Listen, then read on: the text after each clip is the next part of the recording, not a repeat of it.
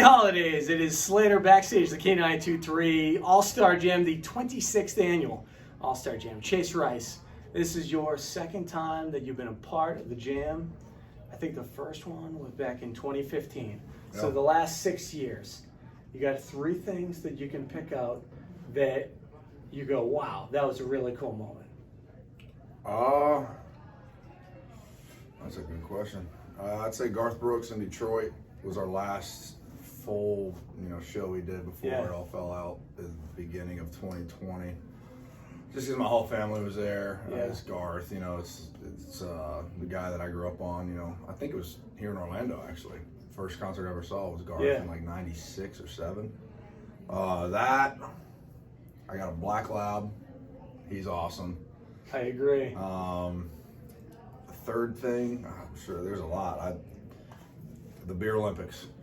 I like that. Are you so the number ones that you have them just yourself. Yeah. You got a couple with some good friends, of course, the guys of Florida Georgia Line. You played the heck out of that one. Yeah. What's the difference between a feel of if it's just you solo on the record or another one when there's a whole group of you guys? Yeah, I mean, I'm only 50 on that one. I had Eyes on You. That was my first number one, and then I was drinking beer, talking God with the boys. That's a cool one for me because that's like we got somebody warming up over here. That's a cool one for me because it's a full circle moment. From Cruise was 2012 when that song happened, and I wrote that with those guys. They made it their, it was all of our first number one song as a writer for me, and for that to come 10 years later for a song with them is full circle, end of a chapter for me and for them because we started together, we had our first big one together, we ended it. For me and my music is going a completely different direction. Through last year and COVID, I got back to writing songs on a guitar again, which I haven't done in years. Was that therapeutic? Is that why? It was cool because you end on a high note. End your pre-COVID career, and then for me that was a huge blessing in disguise because it made me take time off and made me realize, man, there's real life out here that I haven't lived in 10 years.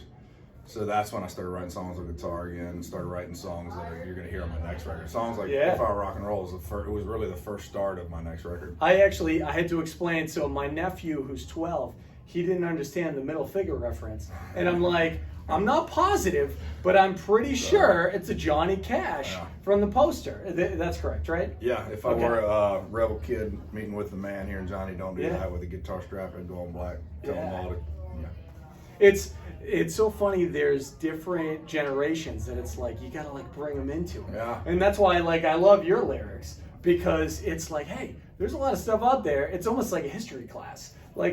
Check this out, and because you have Merrill and everybody talking about George Strait, and now in the future years, I hope you're ready. Chase Rice will be dropped into a song as the years keep coming. Will that freak you out? That'll really freak me out. I think I'm a ways away from that, but 20 years, right? Probably 20 years down the line. I did that with Kenny on a song called 3 Chords and the Truth, and I played it for him at a Super Bowl party in 2016. Yeah. And that was what he said. He looked at Troy Tomlinson, who was the head of Sony, our publishing company. We had the same publishing company at the time. And he heard that line, he just dropped the phone. He didn't want to hear any more of the song. Yeah. He dropped the phone. He's like, dear God, Troy, they're putting us in songs now. This isn't getting good. This isn't good, man. Now, I think it is. It's a tribute to your career that you've had thus far and where it's going to go. So I hope you a very bright 2022, and we're really excited to keep hearing. Honestly, If I Were Rock and Roll is one that we're playing the snot out of, and everybody really should get into it. And learn a little bit about your history, kids. Okay, when it comes to music history, there's stuff that you should check out, and maybe this guy and the lyrics that he has will help you with that. Yeah, there'll be a lot of good lyrics that I've put a lot of time into on this next record. It's going to be a whole lot more leaning towards If I Were Rock and Roll. My niece, nephew, brother, aunt, they all live here in Orlando, so they confirmed that. They said you guys are playing a lot, so thank you. Yeah, awesome. Chase Rice, backstage, K923 All-Star Jam.